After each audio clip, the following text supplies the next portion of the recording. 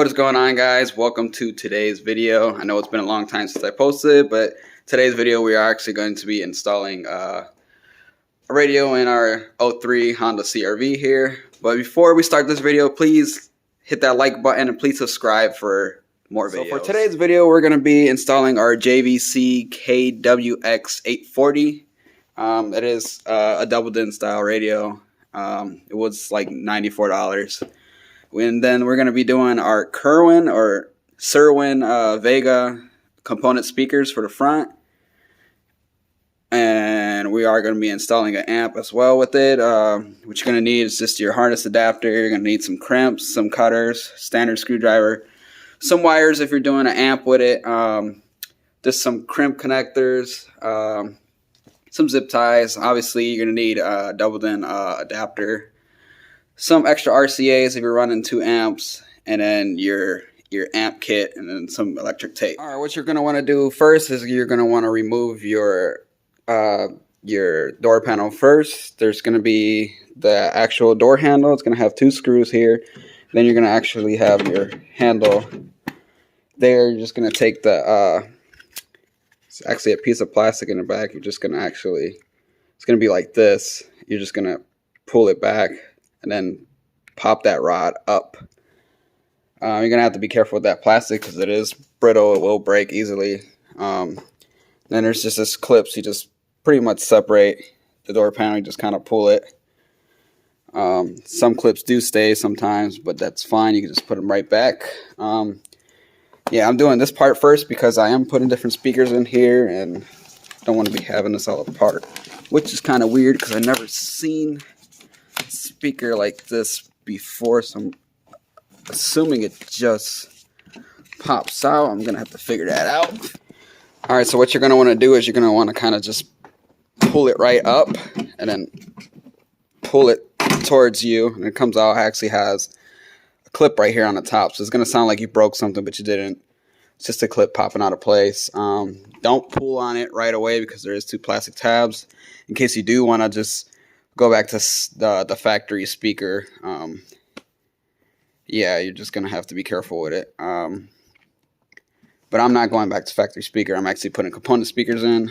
Alright, so now that we have our factory speaker out, the first issue that I am having here is that the aftermarket speaker is way higher than the factory speaker, so the magnet is way bigger. So if I just install it like this, it will hit the window when I put the window down.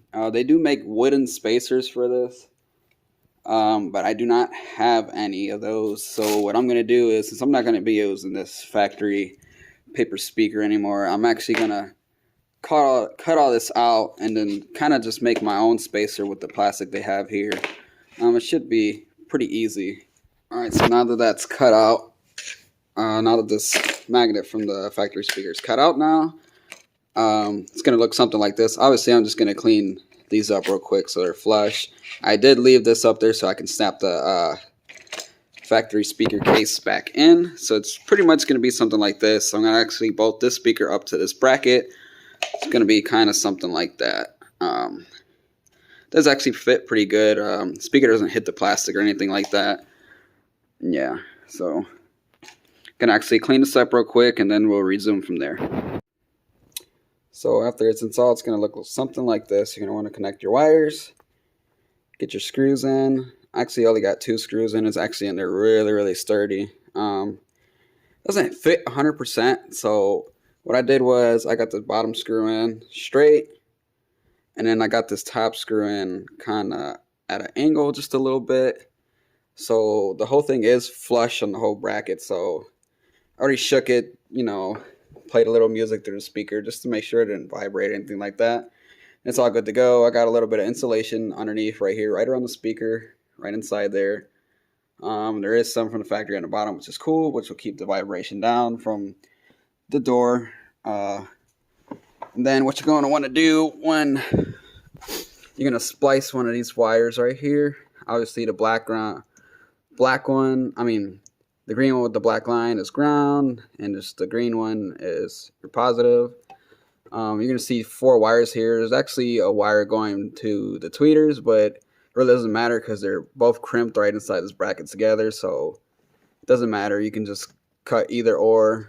They're going to make the same connection. Yeah, so what I'm going to do is I'm just going to splice one of these wires, crimp it real quick, put the speaker back in, do the same thing for the other side, and then we'll start working on the radio. Alright, so quick update real quick. You're going to actually want to keep the wires together because you can't really tell which one's coming in from the radio and which one's going out to the tweeter. So I just kept them together. I just screwed them together on the box here and then to the speaker actually right here. What you're going to want to do is just, what I'm going to do, I'm just going to double-sided tape this to the back of the door and the inside of the door right here because there's really nowhere to put it out here. I'm going to have to figure the same thing out with the other one. Alright, so I just finished up both sides. I got that one in, this one in. And to remove the radio, you're going to have two screws in here, which are missing on mine for some odd reason. But this should just pull right off. Kind of hard to do this with one here. Just like that. I'm just going to take off this clip. I mean, you don't even need to take it all the way off. You can just leave it like that. And there's going to be 4 Phillips screws.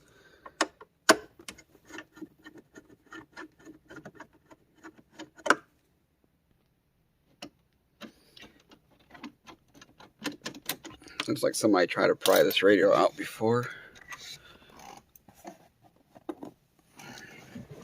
And it should just pull right out. Just unplug the antenna. Then the actual harness.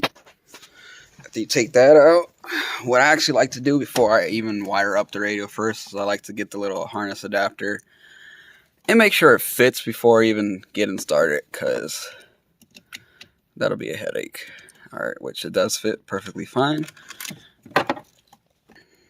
What you're going to want to do next is grab your radio harness and your harness adapter, and pretty much they're all labeled by color. All you have to do is just match the colors up.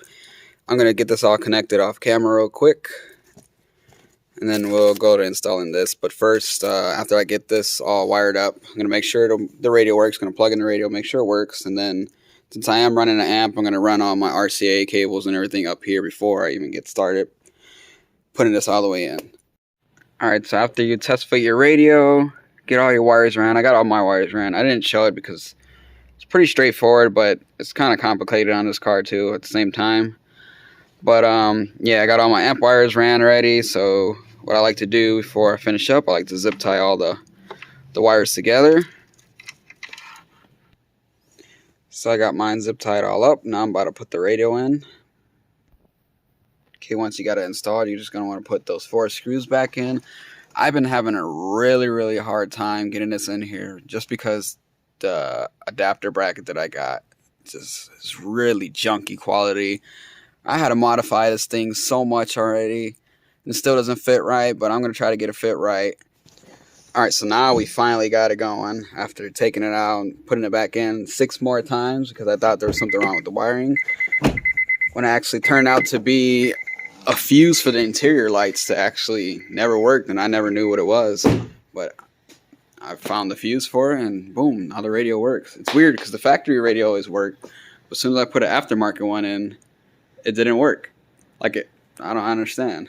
But now we're all good there, and I can finish wrapping up what I was doing. But that's going to be it for this video. I'm sorry this video is all over the place. Trying to get back and used to doing this stuff again, but yeah, I'm gonna try to be posting a video every week if it's CRV or if it's doing something to the Civic.